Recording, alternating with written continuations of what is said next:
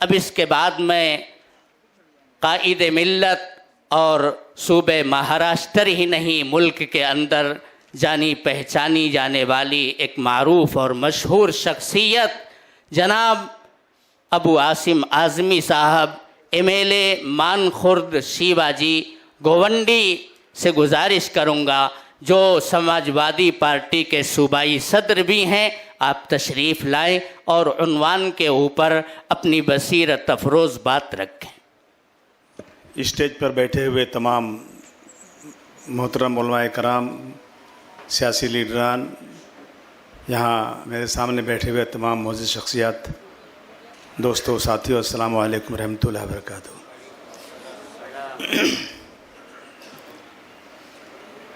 इस बिल को लाने का एक ही मकसद है कि मुसलमानों को किस तरह से तकलीफ़ में डाला जाए। दो चीज़ है इसमें, एक पॉलिटिकल फ़ायदा, दूसरा मुसलमानों को तकलीफ़ देना, और इसके अलावा कुछ मतलब इसका नहीं है। बीजेपी सरकार हर चीज़ में मुसलमानों की मुखालफत करने के लिए खड़ी हुई है। हिंदुओं से लड़ाना, मुसलमानों की मुखालफत करना इस सरकार का एक अहम काम है। वो इसी काम की वजह से इन्होंने ये बिल लाया हुआ है। मेरा ये मानना है कि जो एक कानून आया है, मेरा मानना है कि जो अभी वक्फ का कानून है वो भी परफेक्ट नहीं है। मौलाना साहब ने अभी बहुत अच्छी तरह से एक एक नुक्ते पे, एक एक चीज़ पे उन्होंने वाज़ा कर दिया है। इस पर ज़्यादा बोलने की ज़रूरत भी नहीं है, सबके समझ अच्छी तरह बात आ गई। लेकिन अभी जो वक्फ का कानून है वो भी परफेक्ट नहीं है। अब जो है वक्फ की ज़मीनों को कब्ज़े से निकालना नहीं निकाल पा रहे हैं, जो अभी वक्फ कानून, उसकी वजह से निकल नहीं पा रही है ज़मीनें। वक्फ बोर्ड की आमदनी बहुत कम है, ज़ीरो है, और वो उसको बढ़ा भी नहीं पा रहे हैं। ये सच है कि हिंदुस्तान में ज़मींदारी वक्फ की तीसरे नंबर पर है। सबसे पहले फ़ौज, मिलिट्री, दूसरा रेलवे, उसके बाद वक्फ। इतना बड़ा ज़मींदार होने के बावजूद, 8 से 9 लाख एकड़ ज़मीन होने के बावजूद हम किसी बेवा को वजीफ़ा भी उससे नहीं दे पा रहे हैं। ये हमारे लिए अफसोस की बात है। जब शाहबानो केस हुआ था तो सुप्रीम कोर्ट ने कहा था कि मुस्लिम तलाकशुदा औरतें जिनका कोई मददगार नहीं, उनको वक्फ बोर्ड से वजीफ़ा दिया जाए, लेकिन नहीं दे सके। 1986 से आज 2024 हो गया, तो भी वक्फ बोर्ड के पास इतनी आमदनी नहीं है कि वक्फ बोर्ड इतना पावर नहीं है कि वो आमदनी बढ़ा सके। जो पुराने किराएदार लोग हैं, किसी को 200 रुपया, 300 रुपये वो पैसे किराया दे रहे हैं और अच्छा कमा रहे हैं, प्रॉफिट हो रहा है, लेकिन आज का वक्फ बोर्ड जो है ना, उसको भाड़ा बढ़ा नहीं पा रहा है। अब बेहतर मैनेजमेंट के नाम पर बीजेपी इसमें डाका डालने की कोशिश कर रही है।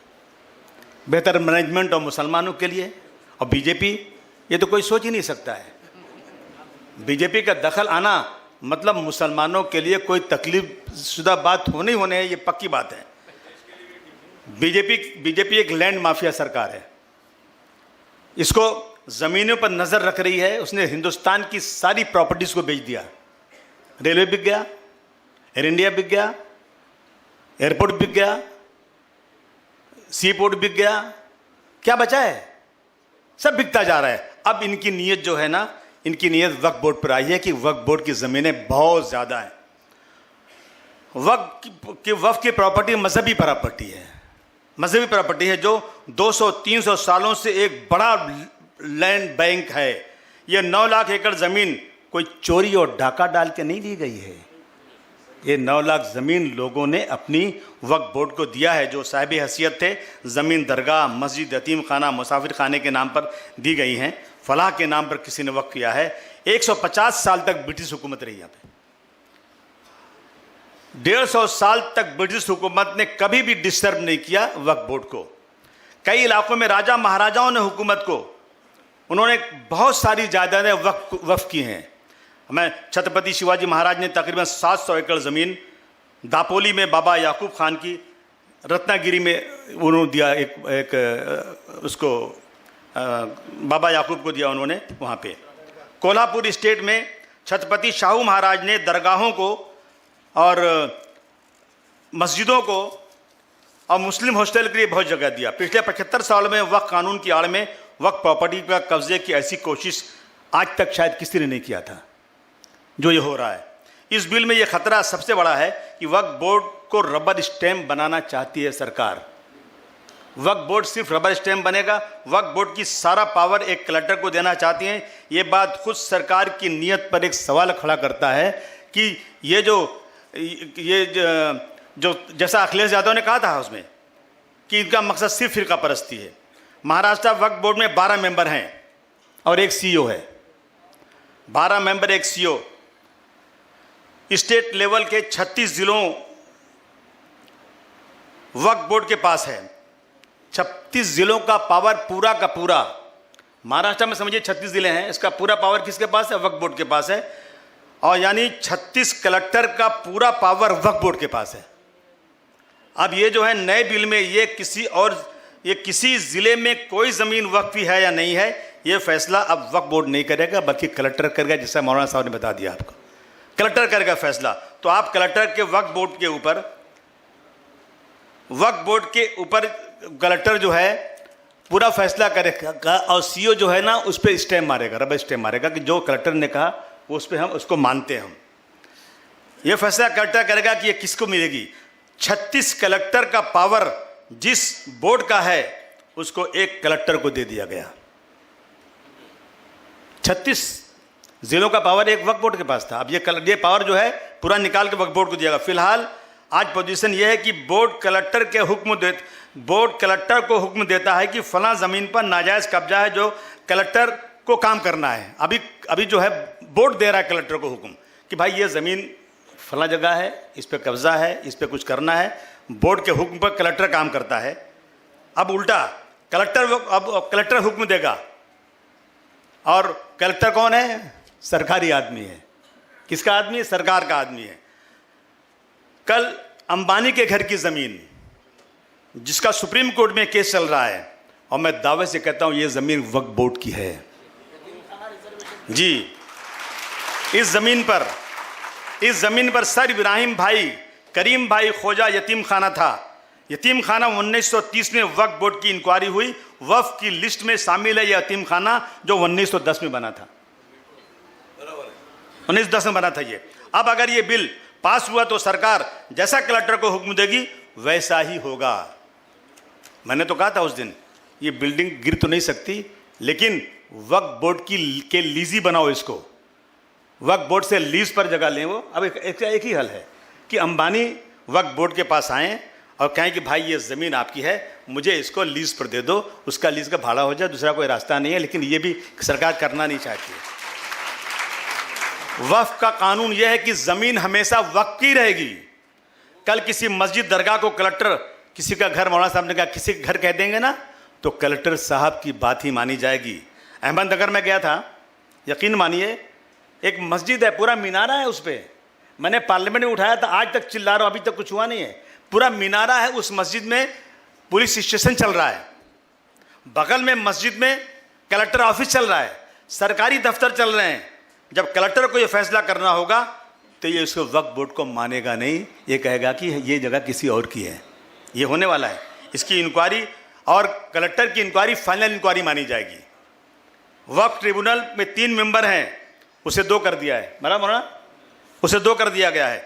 इसका डिसीजन भी आखिरी फैसला माना जाएगा। कलेक्टर का ही फैसला आखिरी फैसला होगा। मस्जिदों, दरगाहों, कब्रिस्तान के मामले में गैर मुस्लिम को लाया जा रहा है। गैर मुस्लिम कम से कम 2 मेंबर रहेंगे और नॉमिनेशन में और ज़्यादा भी बढ़ जाएंगे। पहले तो 2 रहेंगे, लेकिन जब नॉमिनेशन होगा तो और ज़्यादा बढ़ जाएंगे। फिलहाल पार्लियामेंट के 2 मेंबर, एक एमएलए एमएलसी, 2 मेंबर और बार काउंसिल के 2 मेंबर आपस में चुनकर भेजते हैं। अब 2 की जगह 1 कर दिया गया है और एक मुस्लिम मेंबर सेलेक्ट करेंगे और एक गवर्नमेंट नॉमिनेट करेगी। कलेक्टर राज में लंगड़ा लूला वक्फ बोर्ड बनने वाला है, कोई पावर नहीं उसको होगा। इसमें गवर्नमेंट के लोग ज़्यादा होंगे, जो इलेक्शन में आता है उसमें भी आधा करके एक गवर्नमेंट के बंदे और आएंगे। पहले एक समाजी खिदमतगार एक नॉमिनेट किया होता था, 2 मजहबी स्कॉलर, एक शिया और एक सुन्नी। अब बिल में कहा गया कि जो मशहूर लोगों के ब्यूरोक्रेसी के उनको लिया जाएगा। किसी जज को भी इसमें लिया जा सकता है। ये आज जो है ये लोग करना, किसी रिटायर्ड जज को भी लाया जा सकता है, ये उन्होंने लिखा हुआ है। जो 12 लोग हैं जो फैसला करते थे, उसमें नॉमिनेटेड मेंबर की मेजॉरिटी हो जाएगी। जो 12 लोग हैं जो फैसला करते हैं उसमें नॉमिनेटेड मेंबर्स की मेजॉरिटी हो जाएगी, तो वही होगा जो बाबरी मस्जिद का हुआ। जज ने फैसला कर दिया ना, वहाँ पे ये कहा कि इसके अंदर ना तो कोई मंदिर का सबूत मिला है, तो 1949 की रात को जो वहाँ मूर्ति रखी गई ये भी क्रिमिनल एक्ट था, और बाबरी मस्जिद का ताला खोला गया ये भी क्रिमिनल एक्ट था, 92 में बाबरी मस्जिद को मिसमार किया गया, शहीद किया गया, ये भी क्रिमिनल था। लेकिन जज साहब ने फैसला कर दिया, हम कुछ नहीं कर सके। एक जज, जैसे आपने कहा ना बाबरी मस्जिद, इसी तरह से एक जज, एक कलेक्टर नायर था, एक कलेक्टर ने एक मूर्ति रखने के बाद ये फैसला कर दिया, उसको मस्जिद को बंद कर दिया, और 70 साल के बाद मस्जिद को ले लिया उन्होंने। ये मस्जिद 3 एकड़ की ज़मीन पर मस्जिद थी, और ये भी वक्फ बोर्ड की ज़मीन थी, ये भी वक्फ की ज़मीन है जो उसको कब्जा किया उन्होंने। मगर मैं मुबारकबाद देना चाहता हूँ कि घमंड टूट गया, 10 साल में पहला बिल वापस गया है, पहला बिल। 400 पार कहने वाले 240 पर आ गए। और एक बात खाली थोड़ा सा सोचो, अगर ये 400 पार हो गया होता तो ये बिल पास हो गया होता, बिल पास हो गया होता। मैं बहुत बधाई देना चाहता हूं, मुबारक आप लोगों को देना चाहता हूं। ये कौम के वो लोग बैठे हैं जिन्होंने अंग्रेजों के दांत खट्टे कर दिए थे, ये वो लोग हैं। मैं बार बार कहता हूं मौलाना, मैं कहता हूं जमीयतुल उलमा इस मुल्क की सबसे बड़ी जमात है। खुदा की कसम मैं एक बार नहीं 50 बार कह चुका हूं, कौम का कोई आज रहबर नहीं है, कौम बेरहनुमा चल रही है। हर आदमी अपना फैसला खुद कर रहा है। 20-25 करोड़ मुसलमानों का कोई रहनुमा नहीं। हाथ जोड़कर कहना चाहता हूं, खुदा के वास्ते उठिए आप लोग, सारी जमातों को जमा कीजिए और एक कलेक्टिव लीडरशिप बनाइए। 50, 100, 200 लोगों को जमा रखिए और तय कीजिए कि अब अगर हुजूर सल्लल्लाहु अलैहि वसल्लम के खिलाफ किसी ने नाज़ेबा हरकत की तो आपको यह करना है, हम अपनी जान भी देने को तैयार हो जाएंगे।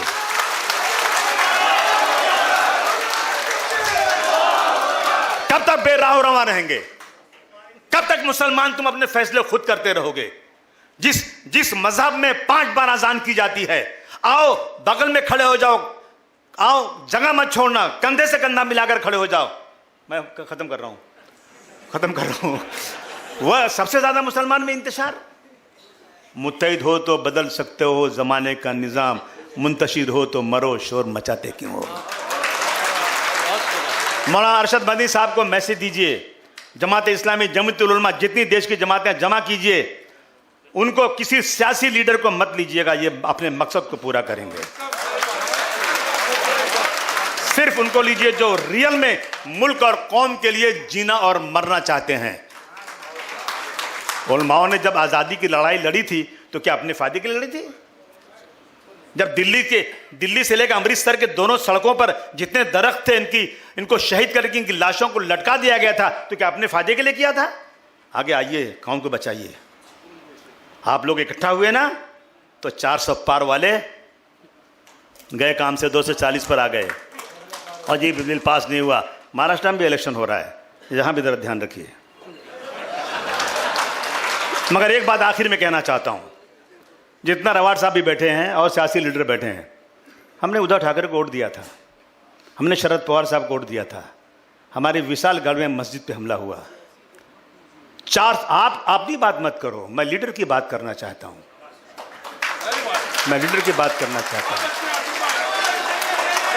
उद्धव जी ने क्यों नहीं बयान दिया? क्यों उनके एमएलए एमपी बाहर निकले? पवार साहब ने क्यों नहीं जवाब दिया? मैं पवार साहब की इज्जत सुनिए, मैं खुदा की कसम पवार साहब की इज्जत करता हूँ। सुनिए, मैं कुछ गलत नहीं बोल रहा हूँ, सुनिए मुझे। अरे बैठिए ना, थोड़ा बोलने दीजिए ना मौलाना मुझे। मैं किसी की मुखालफत नहीं कर रहा हूँ। हम फिर भी वोट देंगे। जाएंगे कहाँ? वोट तो वहीं देंगे, लेकिन कहिए उनसे कि हमारे दिल में थोड़ा दर्द है, हमारे इश्यूज पे बोलिए आप। हम आपको वोट दे रहे हैं, हमारे इश्यूज पे बोलिए आप। और इंशाअल्लाह ये ज़मीन अल्लाह की है, अल्लाह की ही रहेगी।